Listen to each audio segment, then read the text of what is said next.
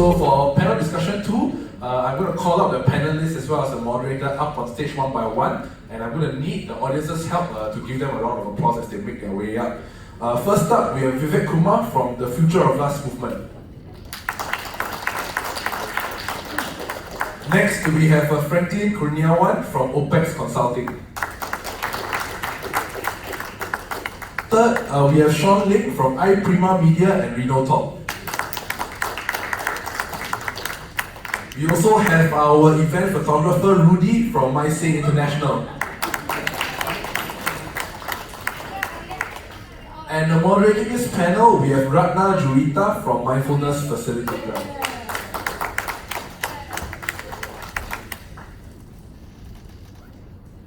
Alright, once again, the sessions are only as valuable as your participation. So for those of you who have any questions, go on to pigeonhole.at. That is pigeonhole.at. Use the event code RC2019 to submit your questions online. For those of you who need Wi-Fi access, look for LLI guest and the password is LLI408601. Over to the moderator.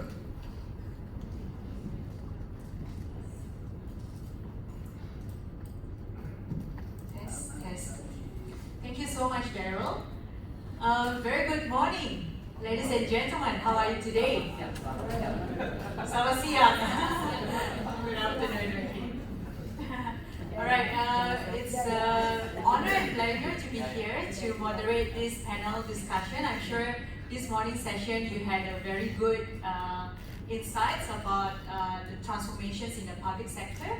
And I personally have a quick call with each and every of the speakers today, and I'm very sure that you will also get much more insights from how to drive successful digital transformations in different sectors. So without further ado, I would like to invite each and every of the speakers to have a short introductions about themselves, and followed by their own presentations, and then we will have panel discussion afterwards, alright?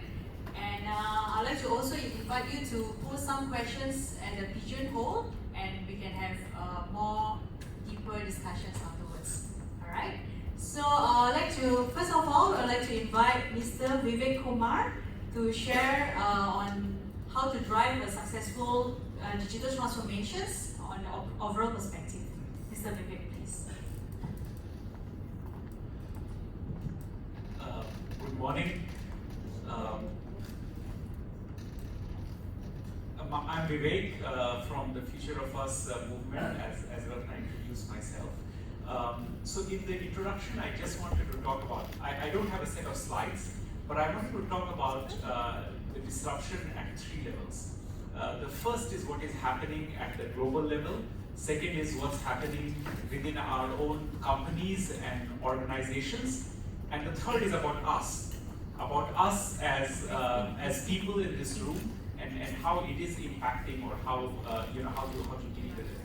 So first, from a global perspective, I just wanted to have a quick poll in the room. Which age band do you think is the fastest growing in terms of percentage? The fastest growing age band in the world today? Is it 20 to 30? 20 to 30, anyone? 20 to 30, we are growing younger, very good. 30 to 40?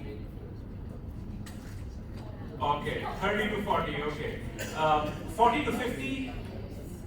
40 to 50 is the fastest growing. Okay, 50 to 60? 50 to 60, good. 60 to 70? Very good, I still got one. 70 to 80?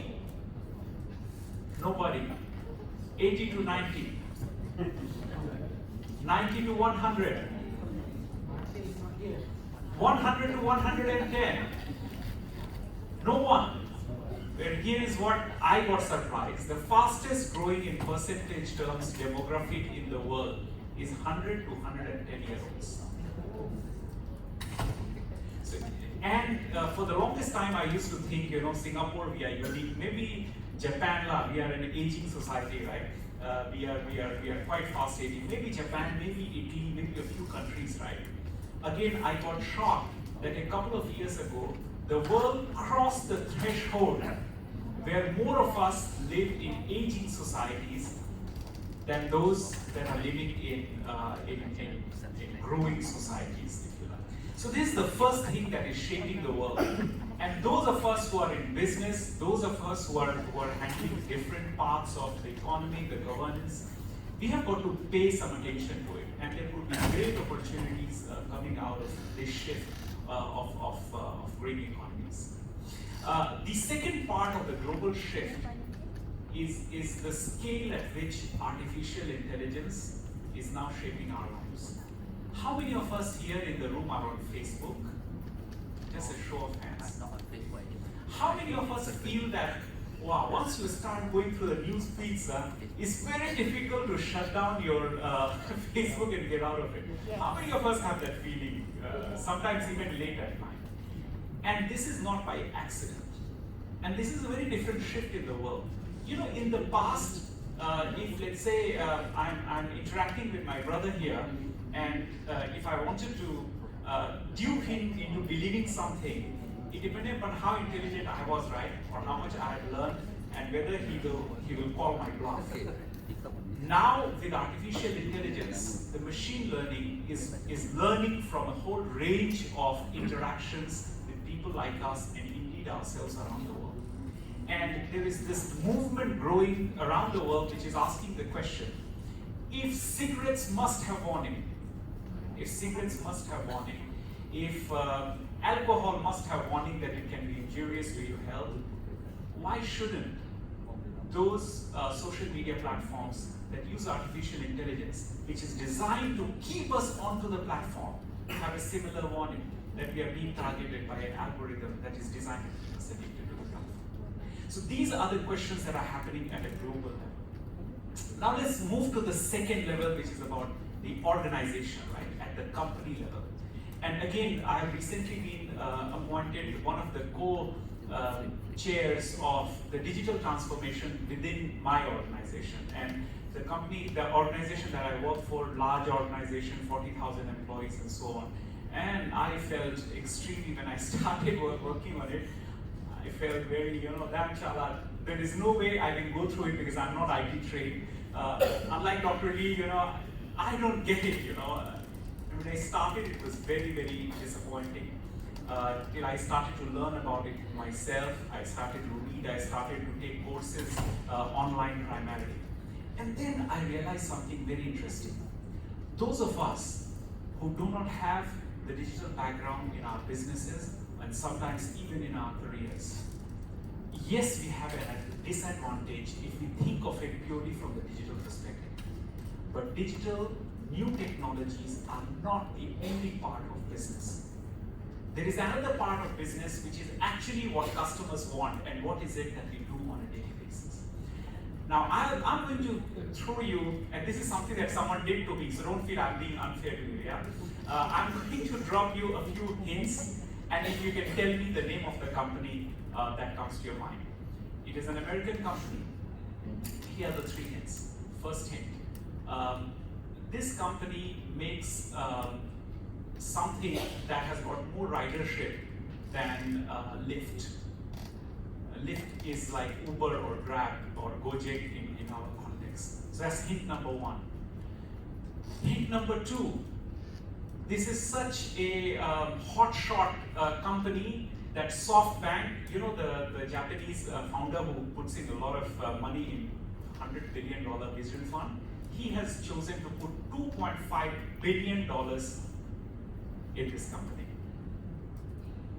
Anybody? Third hint. This company made electric cars 16 years, 9 years before Tesla was even incorporated. Anybody? This company is actually General Motors. And if you can believe it, someone like SoftBank put $2.5 billion investment behind a company that is not a startup. Right? And why it is because these guys have the network, they have the dealerships, they have the business, and they are willing to innovate. And they are willing to innovate at 3 levels. First one is in terms of electric cars, and this is a capability that they built. They launched their first electric car like I said, 1996, much before Tesla. Second is autonomous driving.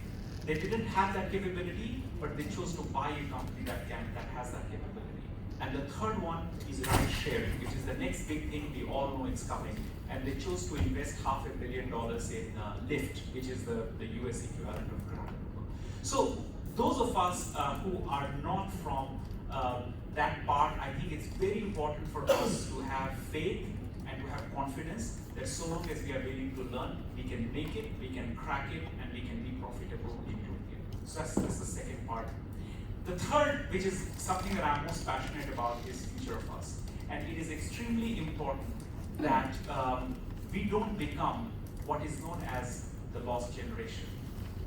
There is a lot of conversation that's happening around how technology could take away jobs.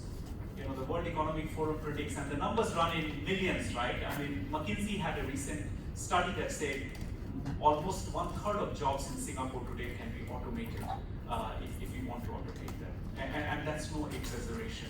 And there is always this fear that job displacement, what is going to happen to us? I personally am a big believer in not human replacement, but in human augmentation. Okay, let me ask this question as well. Has anyone here watched the movie Matrix, the very first one? Show of hands, please. There are quite a few of us who have watched the movie Matrix, yeah?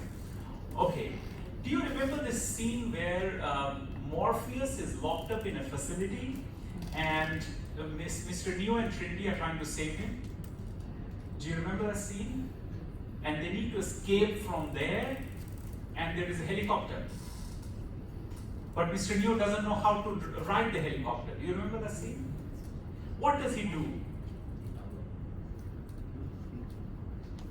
I think I remember this one. Then please download me the pilot app. Oh. Fantastic. That is exactly what happened. He calls up his ship, and then they download it back into his mind, and he knows then how to ride the helicopter, and that's how they get Morpheus out of there. The reason I'm sharing this with you is because this is not science fiction anymore. This is something that's happening. There is a company called Kernel, which is attracting millions of dollars in investments, and it is going to have a chip in our brain where we can actually download the skill that is needed for us to do the job. We are not there yet, but it is something at DARPA, which is the US Defense Research Facility, has been really putting a lot of effort in, and that's something they are working on. So today, mobile phone already does a lot for us. We have a lot more memory than we will have on our own because of the smartphone that we carry. We connect a lot more than what we would be able to say hello to in this room. Elmi knows this. We have the Future of Us Facebook group. And we are able to, people from 18 cities, and we are sharing ideas on how to make this a century of us to retain that in the future of us. So I'm looking forward to the discussion today. Thank you. Okay, next we will have Mr. Franklin Koniawan, founder of OPEX Consulting, who will be sharing with us on driving a successful transformations at the manufacturing business. Mr. Franklin, please. Thank you, Rana. First of all, I'd like to thank our name for inviting me to this forum. My name is Franklin, but Rudy just now said you don't sound like Indonesian. Yes, I don't, until you read my second name, which is Kurniawan, that will give it away, right? I spent 25 years in manufacturing. I started my career actually in 1994, 25 years ago in Batam. At that time, Batam was known as begitu anda tiba, anda menyesal. The moment you arrive, you regret it. That happens because there's only one place you can go for Studio 21, right? The movie theater. There are no shopping malls. The road is always muddy, especially raining and all the stuff. But I've been fortunate to start my career in Batam. That's another story myself. Actually, before that, I spent 2 years in Singapore taking my master's. I did get a job, but the job I got was in Batam. But that company, there was a book opening. The company now closed down. But at the time, we got like 10 or 12 nationalities in the company. It was a greenfield project, and I learned a lot from there. The reason why I'm saying this is because I think I'm fortunate to be able to work in three out of the Asian countries. So I work in Batam, I work in Singapore. I'm based in Singapore now, but I work also in the Philippines. How many of you know how many members of ASEAN there is? I was googling that during the ASEAN Anthem just now. Anybody know that? Anybody wants to know? Has the knowledge of how many members in ASEAN? 10? Anybody got different number? Well, when I was in school, it was only 5. Right? I remember the original founders of ASEAN, and it grew, and I wasn't sure was it 10 or 9 or whatever. So I googled it just now, and guess what? It's actually 11. Right? There's I think the latest entry. I think it's probably Vietnam, either Vietnam or Laos or something like that. So there are 10, 11. The latest one. Yeah, I'm not sure, but there's 11 of them. I've worked in 30% of those, so not too bad, right?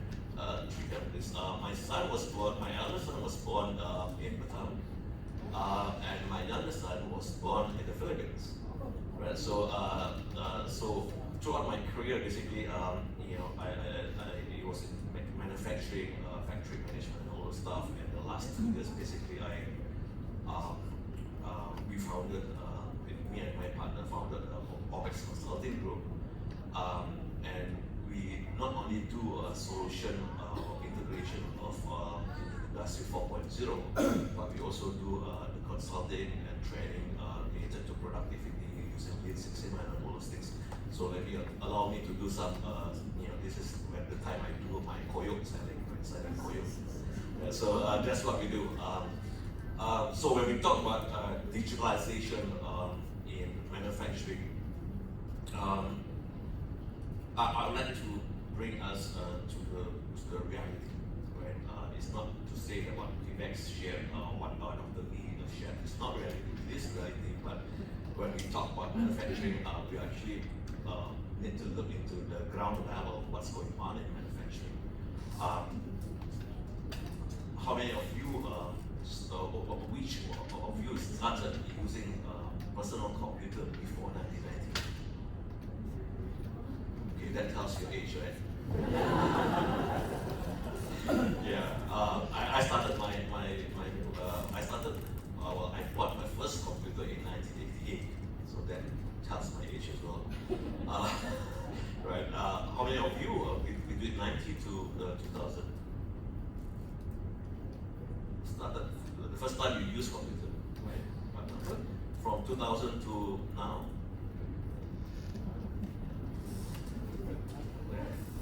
So most of you, I think, in the 90s, you use your first time you use your computer.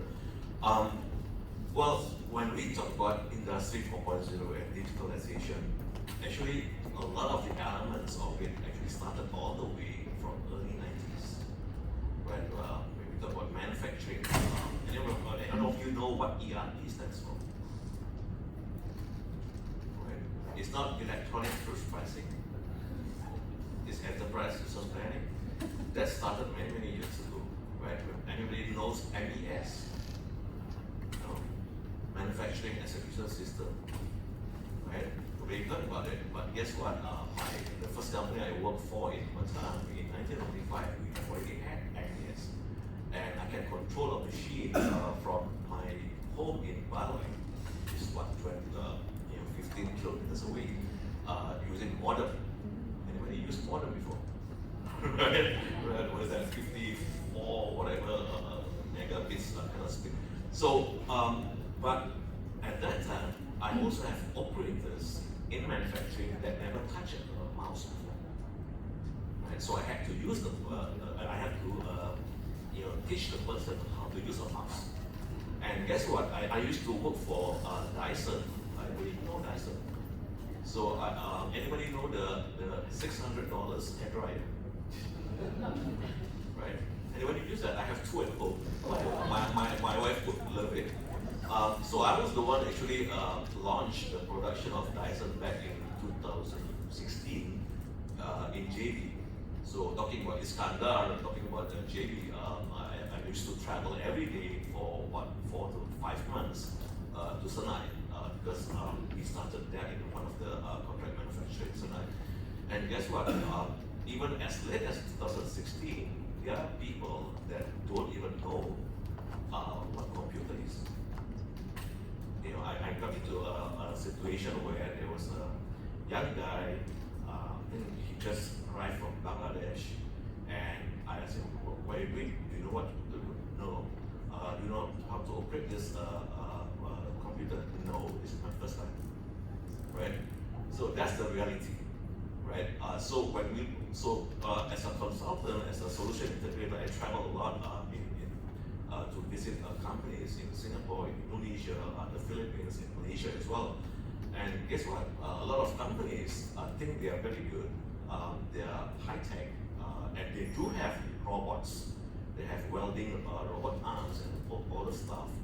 But a lot of them still using Excel for their ERP, for their planning, resource planning system.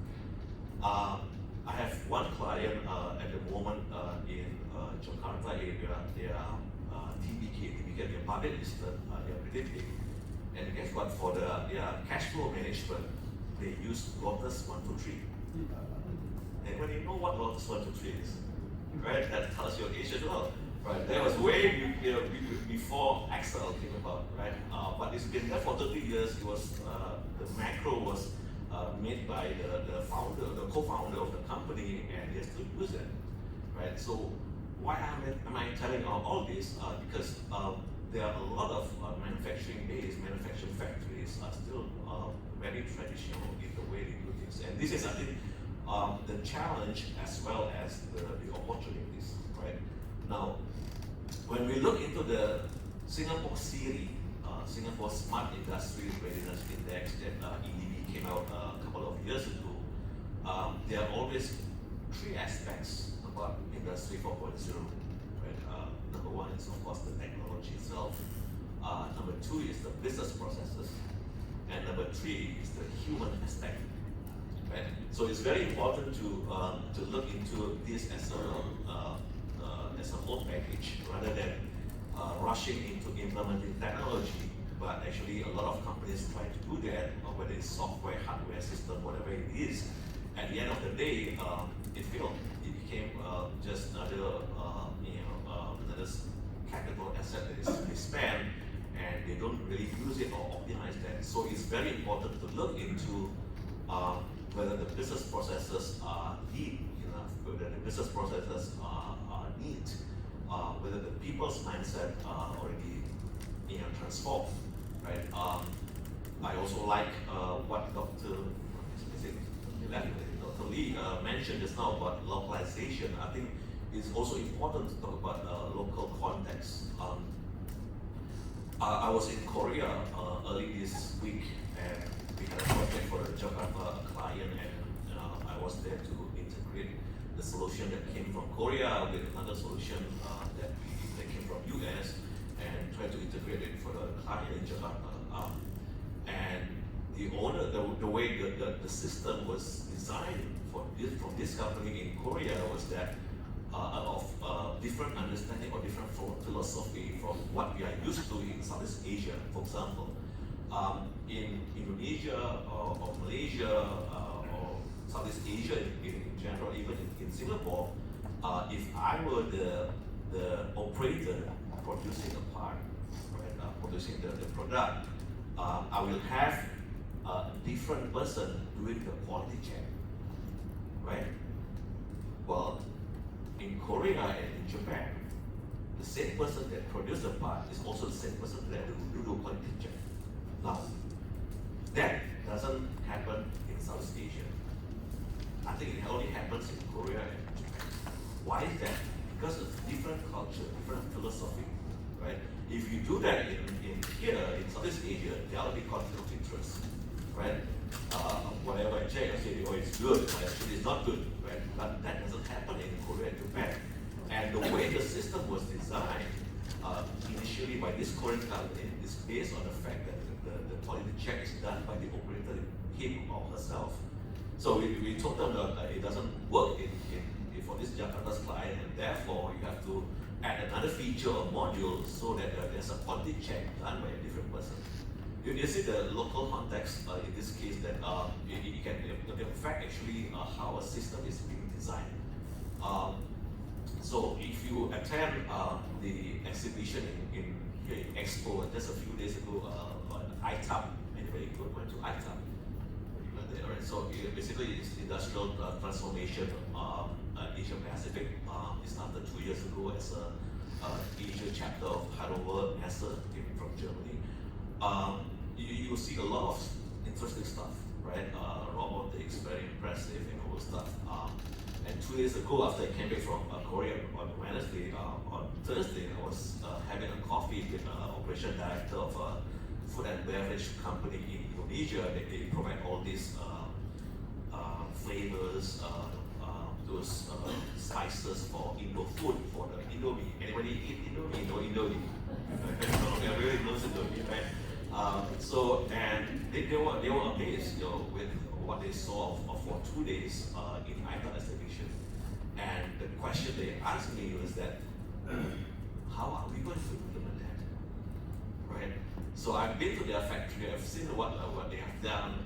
They got fresh chili. They are grinding the fresh chili and cook it in a big machine, big pot, and then before they package it, for Indo food and all that stuff. But how to implement technology, digitalization, Industry 4.0 solution? So I told them, what I mentioned just now. Before you rush to implement that, you have to take care of your business processes. You have to take care of your people, the mindset of your people. It's a paradigm shift, right? So I think that's where I think the basic things need to be done in conjunction with technology. If you look into Indonesia context, one more example before I end this sharing. Those from Indonesia and probably from any other countries, do you know who's the best company in the world in terms of manufacturing practices? They're also the originator of lean manufacturing. Those that are familiar with that. No? Well, let me give a hint. It came from Japan, so it's a Japanese company called Toyota. So Toyota is my customer. I've been to Toyota in Sutter 1 and Sutter 2 for a couple of times. We are doing some IoT project over there, kind of things. They are very good in lean manufacturing, right? In terms of visualization, quality control, in terms of even how they do simple things. They are very good, well controlled. I was there a couple of times. When they cross the road within the complex of Sutter 1, Sutter 2, what they do? They are used to do this before you cross. Everybody from operator all the way to the director, including third party like suppliers, have to do this before they cross. Why is that? It looks stupid, isn't it? When I first saw that, I thought it was stupid. The reason why they did that was that there was an accident many years ago where a truck actually, somebody crossed using a phone, and a truck actually, hit the person. I don't know whether the person died or not, but they make a mandatory thing that before you cross the road, although it's actually empty road, you have to do it. And guess what? It's not only the Toyota employees do that, even the suppliers do that. So the client I was talking about, they were saying they are actually supplier of automotive, supplier to Toyota. They also do that, right? So why am I telling you this? Is because the culture is very important. The habits, the practices are very important, right? Again, it goes back, if culturally or in terms of practice you're not ready, don't go and rush to implement technology, right? On the other hand, even a company as good as Toyota, I found that actually there's no Toyota employee here, right? So I found that actually, even in Toyota, there are things that they do superficially, right? So for example, they have this project, they actually use a collaborative robot with a camera, video camera, and then they use IBM Watson as the AI, artificial intelligence, to do inspection of the crankshaft of a Toyota Fortuner, right? I know it took them about more than a year to come up with that, and it happened that the guy that do the integration was my partner. He used to be my partner in business last time, so I know him as a friend of mine. And they got an award from the Ministry of Industry of Indonesia, Kementerian Industry, just a few months ago for that.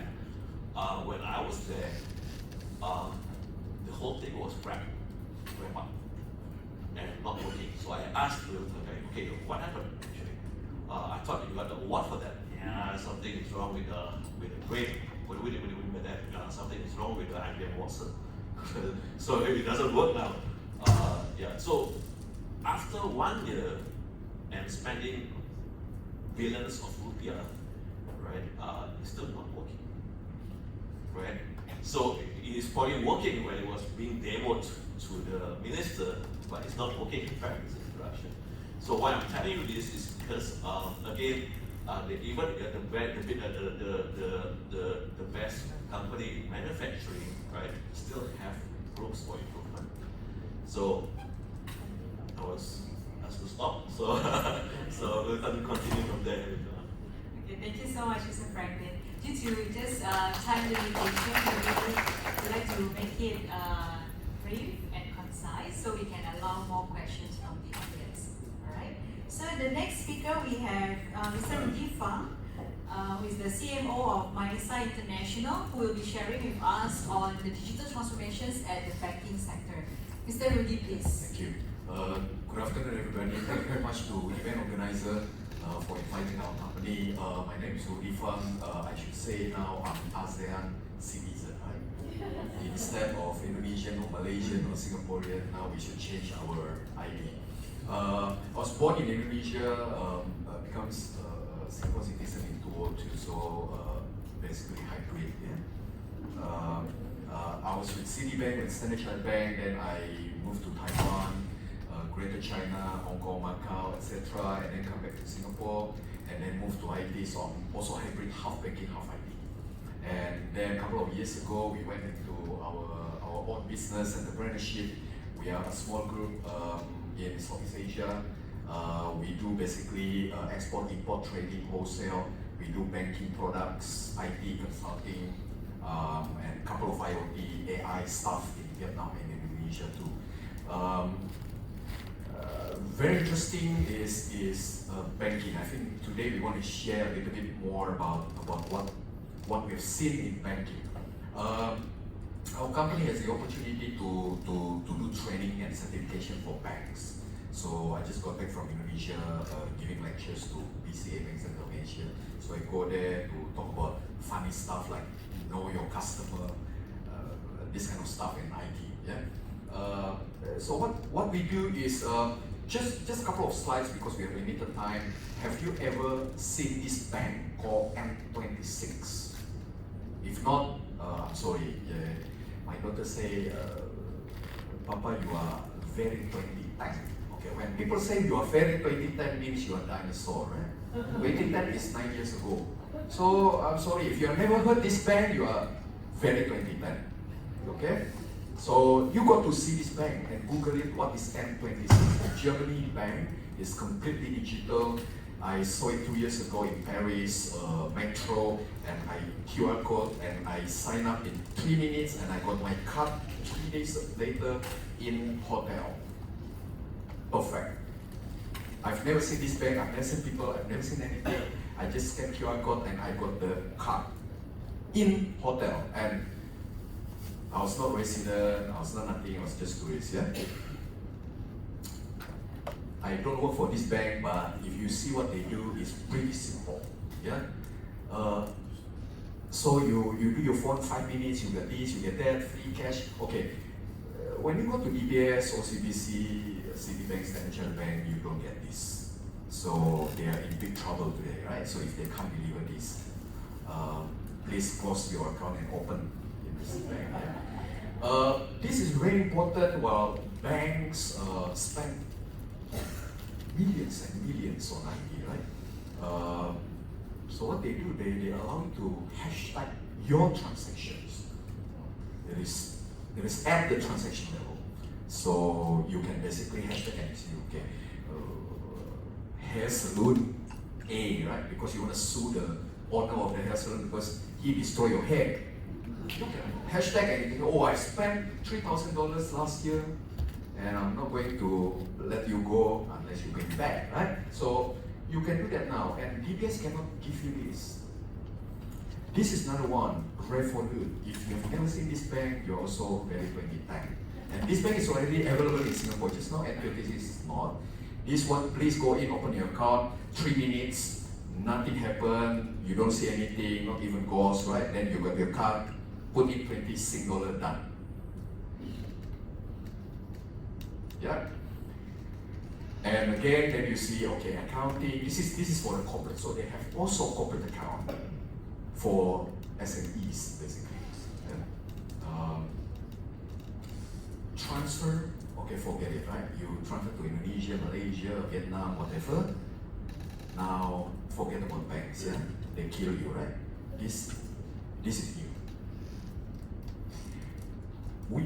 WeChat. So, this is another one. Anybody traveled to China before? Yeah, of course, yeah. Anybody got WeChat, Alipay account? Good. If you don't have, please do it. But you must have a local bank account to do that, okay?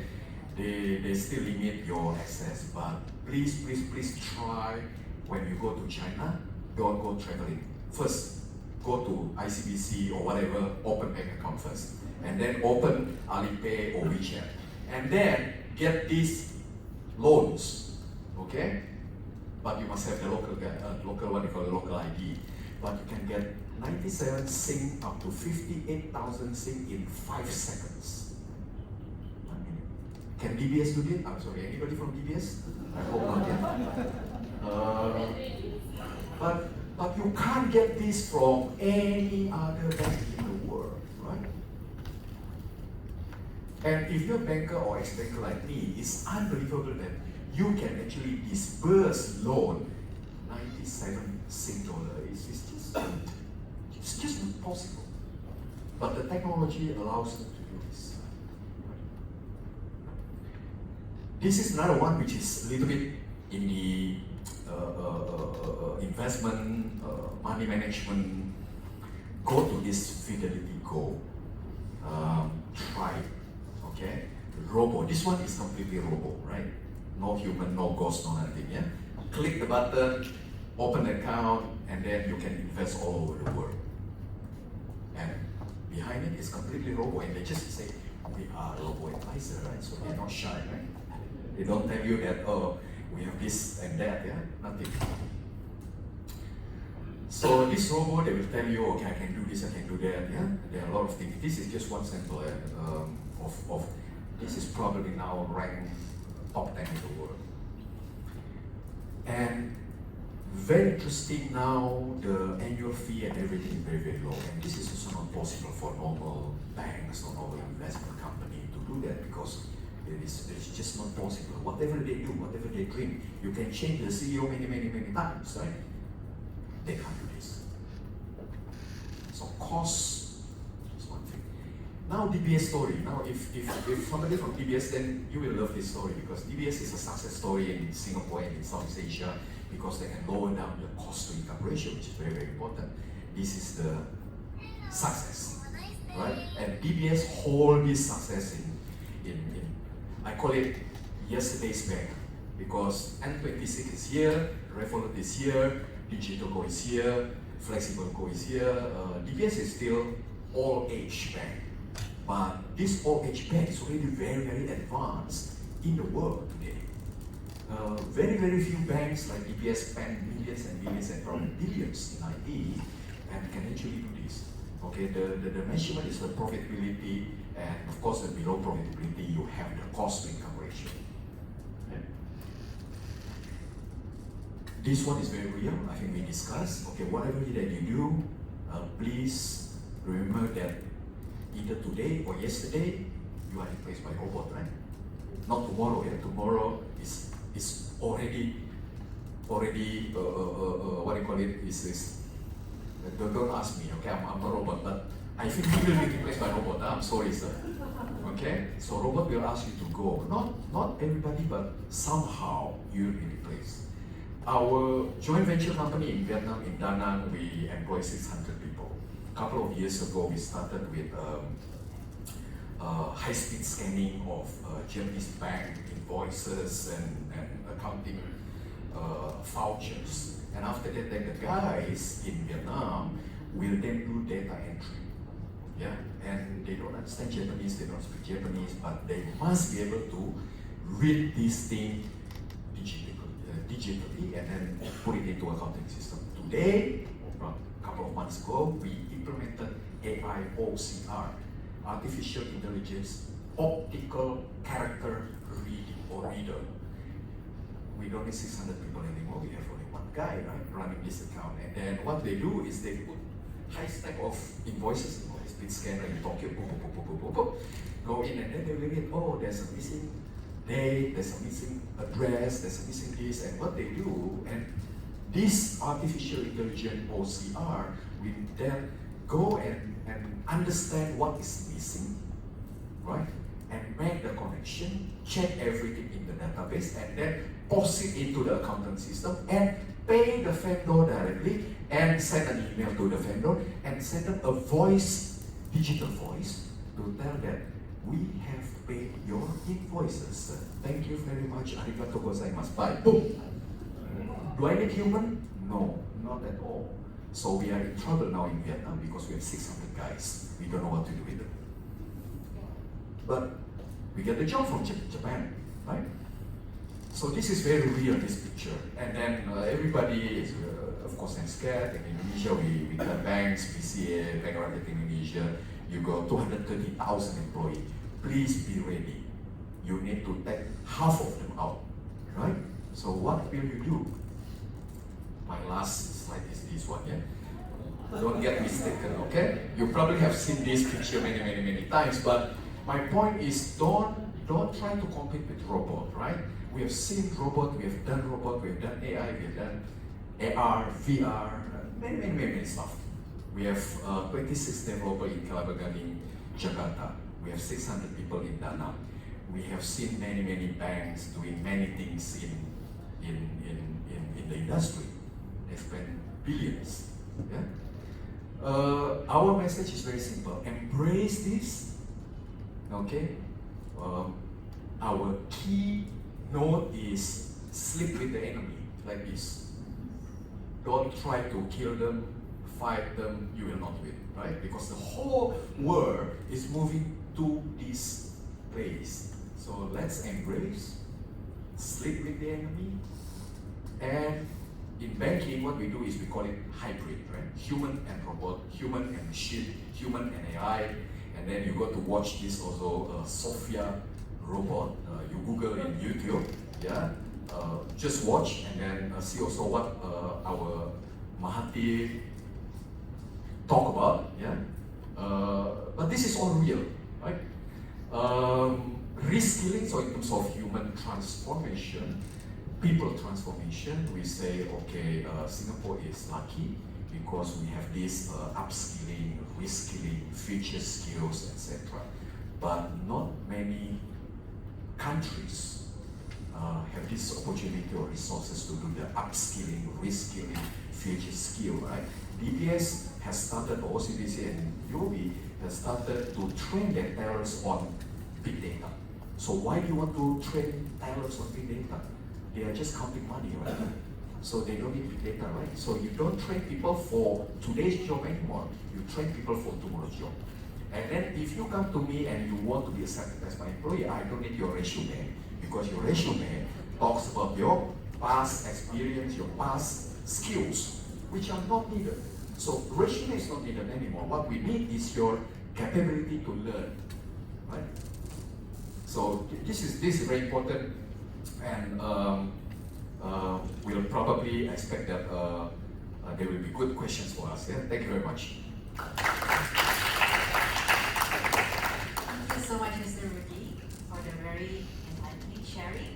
So, last but not least, we have Mr. Sean Ling, the founder of iPrima Media, who will be sharing with us on digital transformations at the SME business. So, please join me to welcome Mr. Sean. Thank you. Great sharing by the banking one, right? So I think from now we should right, go and open up our account with a new bank, a bank of tomorrow, today and tomorrow, right? Get some loans over there. And see how scary it is, right? So because in today's world it's not about human anymore, right? We really need to work with robots. So I myself, I'm a Malaysian, right, from Sarawak. 20 years ago, I think 19 years ago, I came to Singapore to study mechatronics, and it was in robotics. So after I graduated, I couldn't find the job I wanted to work in, right, as robotics. Right, so of course, fast forward today, right, I think robotics is everywhere, it's common right now, okay? So in the end, I landed in as an engineer, in the environmental test engineer, per se. So our customers was HP, Dell, Creative at the time. Then 4 years later, I told myself I want to change, right? I want to go something about digital, right? But digital was quite new back then. Then I started to search things online. Then I couldn't find much, opportunity out there. Okay. Then I started to Google things about make money online, right? So that's where I started, and I started to venture more into the online marketing stuff back then. Then I discovered something magical, right? Because it's like anyone without any background can learn digital, right? Then I started to do something, to sell something through eBay, right? Then that's where I started my digital journey, okay? So that after some time, right, that's where iPrima started. So just 7 years ago, I founded iPrima, right? And a lot of people told me that digital marketing actually makes people lazy. So which I quite disagree with them, right? I said digital actually makes people productive, right? It actually makes the world move much faster. Oh, sorry, that's mine.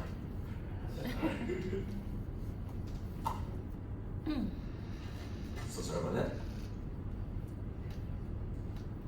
Yeah, it's a world move fast, and it's all about speed, automation, and intelligence. So what's so good about this digital thing is it really makes us more powerful because you move really fast, right? You do things faster. You don't really spend too much time creating do things you want to do, not repetitive stuff. You do that to the robot, right? And it's all automated and they're quite intelligent, right? With the data that they have.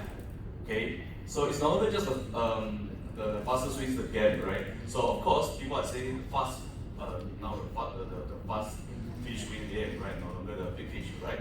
So to me, I think it's not only it's not the strongest as well. It's going to lean, right? So lean here means we actually like what just the panelists was saying that we don't need so many people, right? It's too redundant, right? But we have to move fast, right? By going lean, okay? But how do you do that? Replace a lot of repetitive stuff with robots, right? With digital tools that we have out there.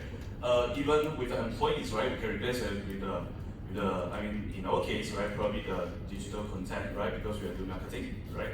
So content tools, we just replace all those stuff and also the rest, right? So because this is where it's an era where everyone becomes anyone. So anyone is everyone. It's like it's a random ball. So anyone can become a designer today, or video editor, actor, actress, marketers, YouTuber, whatever you name it. Okay. So and anyone can also start their own business anytime, anywhere. So this is also cause a problem where it's a low barrier entry to any business. So running business becomes highly competitive today, right? So this is the answer. Must going lean, right? So he's going fast but strong as well to get it. So this is how you do it, right? You have to keep the cost low while expanding market share, right? So we are really a very sales focused agency where we actually focus on 20% product, 80% marketing. So that's how we help our businesses, even ourselves, to remain very competitive in the market, right? So it's iPrima, so the company that I founded just 7 years ago is a sales-focused agency. Okay, so currently we're present in Singapore, KL, JB, Miri, Kuching, Bintu, with most of talent in the small town like what Dr. was sharing just now, right? And yeah, especially Miri, Sarah, and Johor. So okay, so we built lots of talent over there, but they power the global economy, right? So far we've digitized 500 plus SMEs, produced 300 plus digital talents, right? 10 digital platforms. When I say digital platforms, I'm not saying about the tech platform. I'm talking about media platforms. So yeah, so this is how we get the talents to work as well. Okay, and of course invested in digital businesses because we trust that. So this is what we do, right? We get them to be a content creator, right, and asset builder, right, like media platforms, and brand promoter. This is where help brands or companies to build the brand's presence online, right? So because like I said, the reason why we started the whole thing over here is we really focus on building digital talent because I discovered that digital actually changes life, right? So there was one day, this is Miri, right? This is my hometown, right? I was in the coffee shop, right? And the boss came to me and said, hey, I have a problem, right? Because of course the boss knows that I'm a prime prima, right? So can you help my son or not, right? But the son is actually currently studying, taking his master in Canada, right? But son, he's having some setback, right? Maybe relationship problem, right? Some problem there, right? And he got depression, right?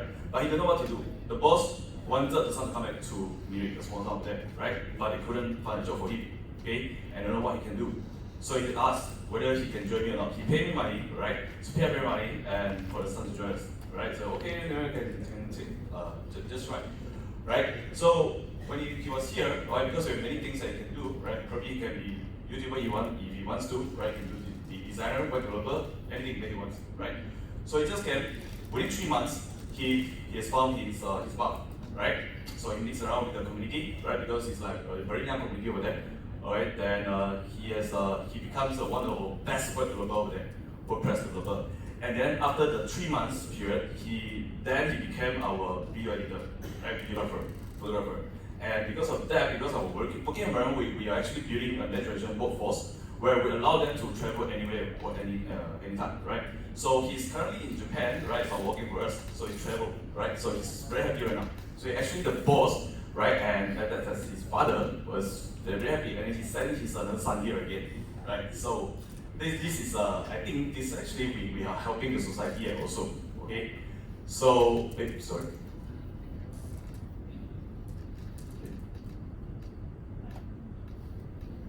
Yeah, that's why we built our program called Talent House, right? Talent House is the latest initiative by Prima, where we push this out as a program itself.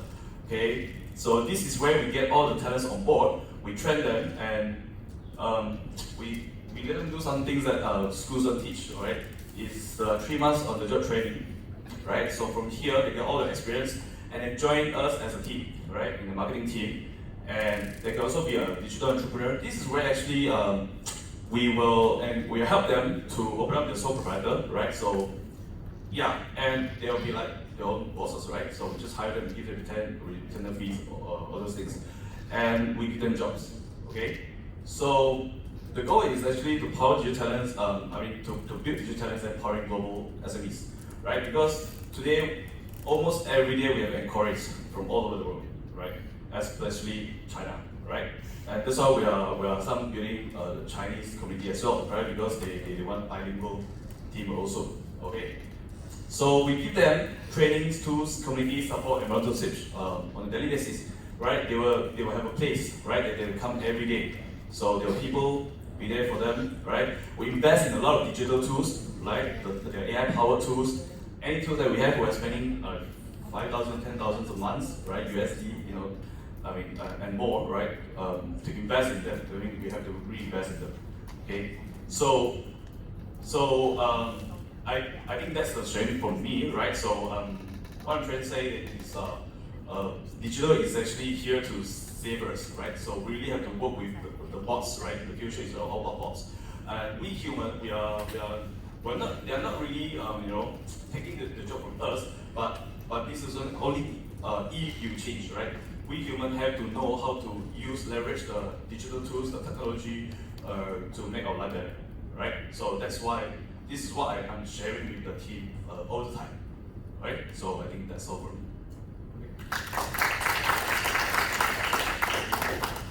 Thank you so much, Sean. Right. Can we give a round of applause to all the speakers? Thank you. Okay, so given the sharing earlier, and we could sense there is a bit of fear, anxiety of facing these digital transformations that probably we might not very sure what is it about, and how we can actually, as individuals working in a company or maybe entrepreneurs as well, how can we equip ourselves with all these future-ready skills so that we can actually ride the digital waves of transformations? Maybe I would like to pose these questions to the speakers.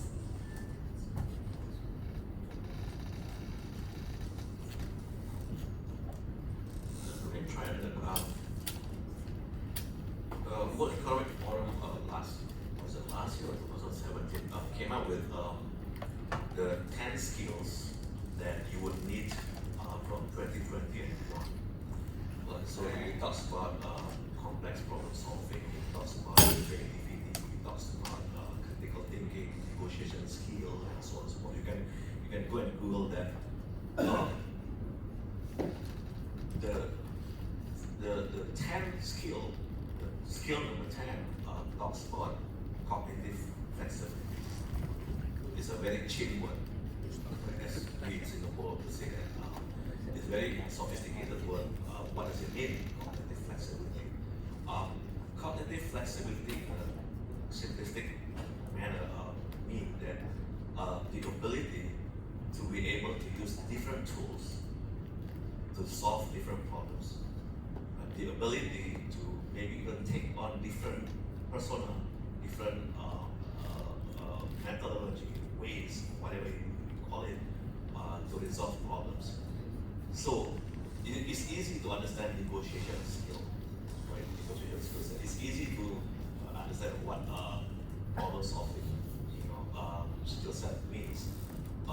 But cognitive flexibility is a very difficult thing to understand. How do we get that? How do we develop this? I think it requires a lot of ways to do that. And in OpEx, we believe that one of the ways to use a very traditional method to come up with a very futuristic skill set. And we believe that, for example, we use Lean Six Sigma approach to actually teach people how to have that kind of skill set, right? How you have different tools, different ways of solving problems, and be able to choose which one to attack the problem, right? So you don't want, for example, to kill a fly using a missile, but you don't want to also kill a tiger using a catapult. So how do you do that? I think this is required for the future as well. So that's the first thing. There is actually interesting things that Nadim Makarim, the CEO of Logic, talked about. Is also available widely in the internet. There are things that he mentioned that is important for the future. And guess what? Number one is about English ability, right? English ability, right? Talking about English. Why is it important? Because the world, you need to compete with the world. You need to deal with the world. You're not dealing with Indonesia as a country, Singapore as a country, Malaysia as a country. You might be dealing with the world, global. So English is used as a global tool, language to communicate and collaborate. So I think that's one area that I think everybody in the country, I think individually or as a company, as an organization, station, need to look at. I come from Indonesia, I still hold Indonesian passport, but I have to say, Pak Rudi come from Indonesia, but now he's changed passport already. But this is, I would like to give this challenge actually to those delegates from Indonesia, right? 260 million population in Indonesia. How many can speak English? How many can debate in English? How many can argue in English? How many can, have good English as Ratna? Ratna also from Indonesia, right? So I think that's the challenge. I think that's a skill set I think need to become as maybe I'll have a stab at it. The one point that Rudy made about embracing technology, I think, is absolutely true. There are enough jobs appearing as jobs disappear.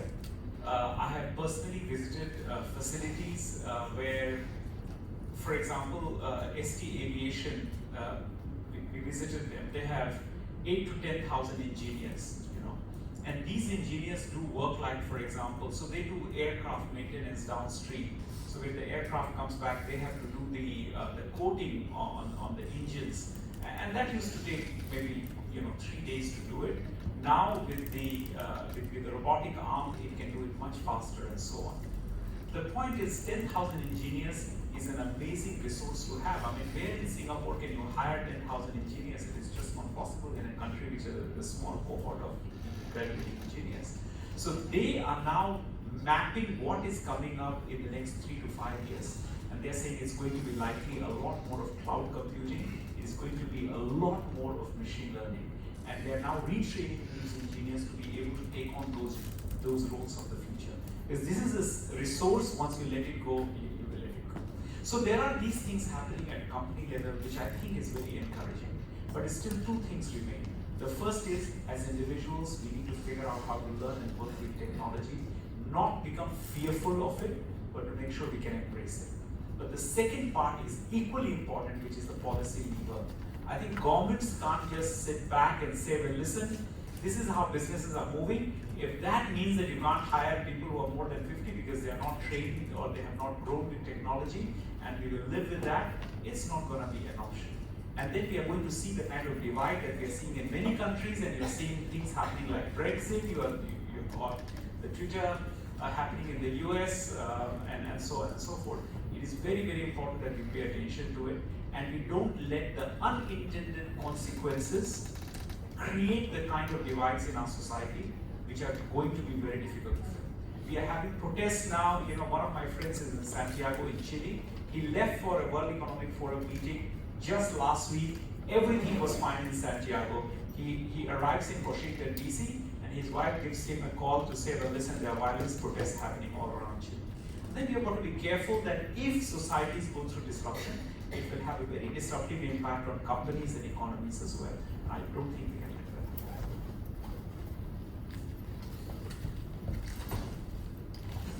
that. Okay, about my side,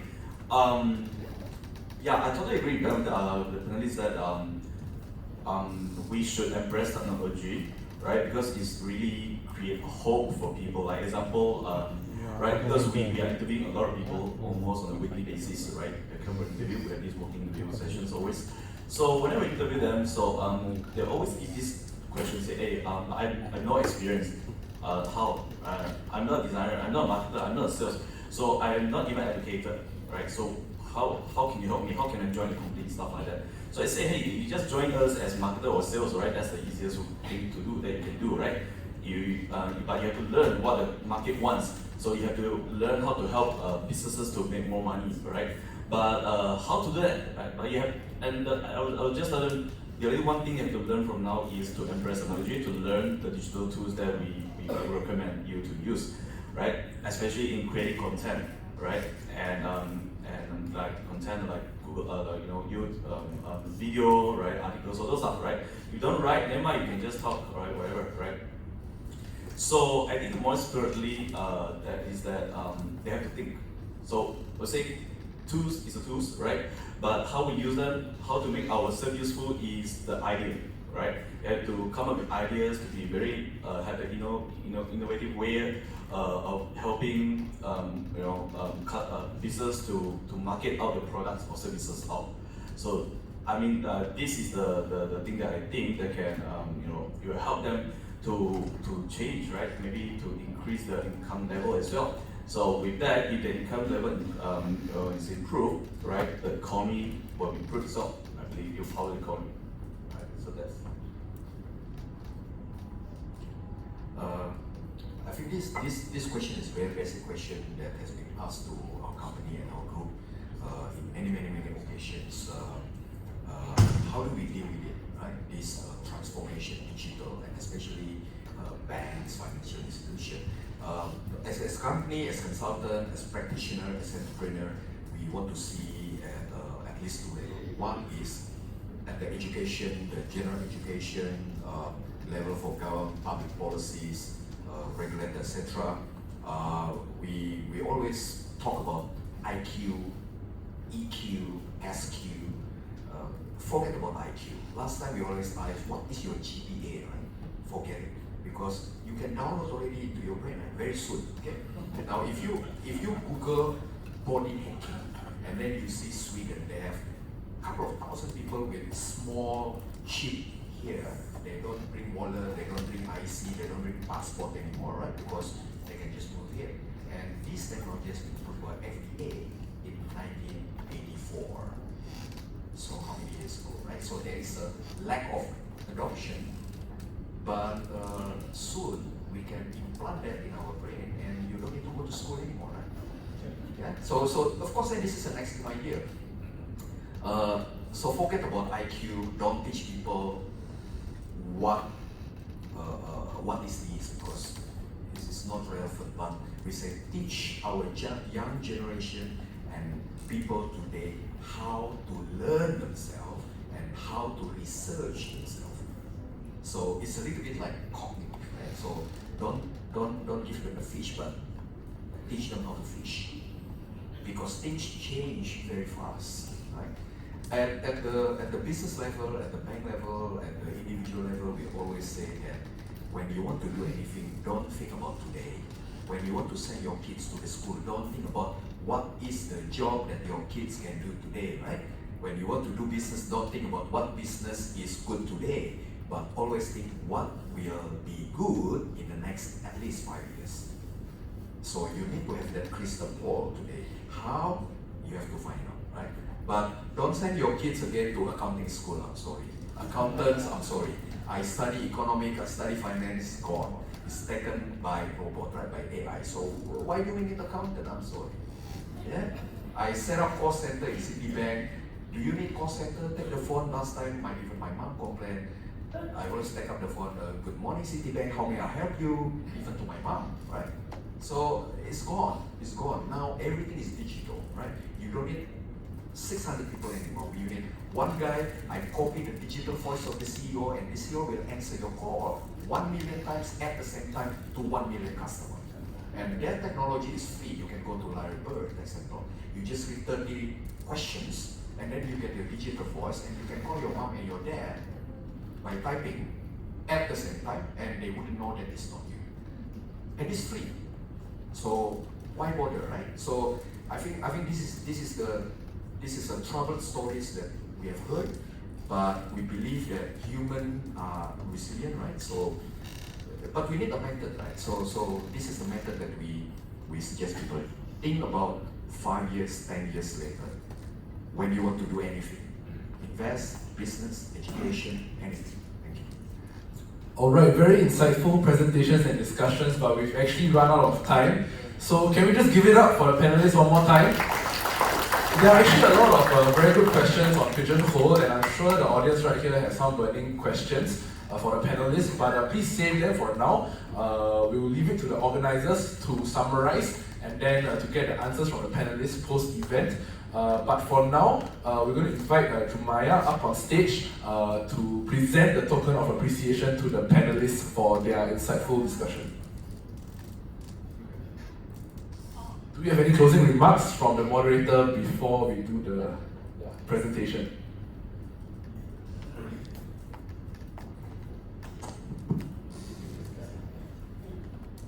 So maybe I'll just summarize what we discussed earlier. So from the 4 speakers who shared earlier, we conclude that in the increasing advancement of technology, whereby all the AI, the machine learning and all that kind of stuff coming across, right, and probably may create all those kind of fear and anxiety, but as what we need to do is that to really embrace the technology itself, and to be able to equip ourselves with all those future-ready skills. You can Google 10 future-ready skills by the social economy, right? World economy, yeah.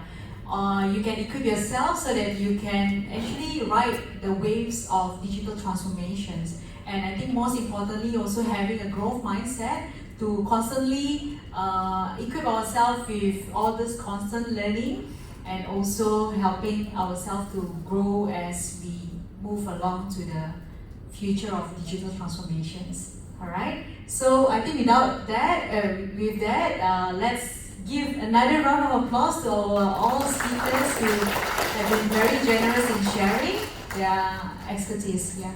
Back to you. Alright, so forget about yesterday, live in the present and embrace tomorrow. For now, we're going to have Jumaya on stage to present the token of appreciation to the panelists and the moderator.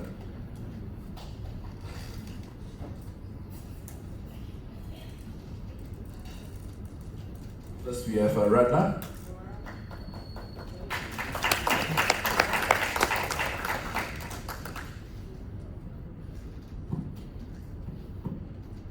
Next, we have Rudy.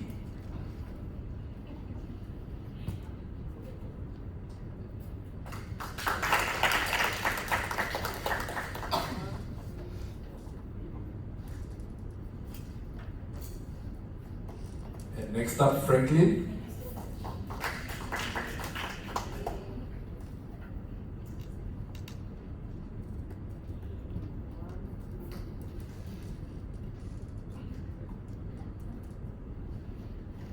And now Vivek.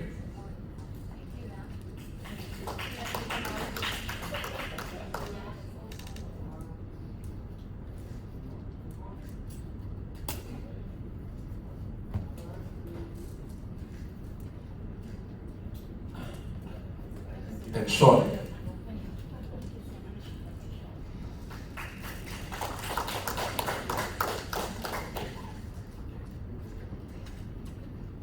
Alright, can we ask for the panelists to gather at the center of the stage for a group photo?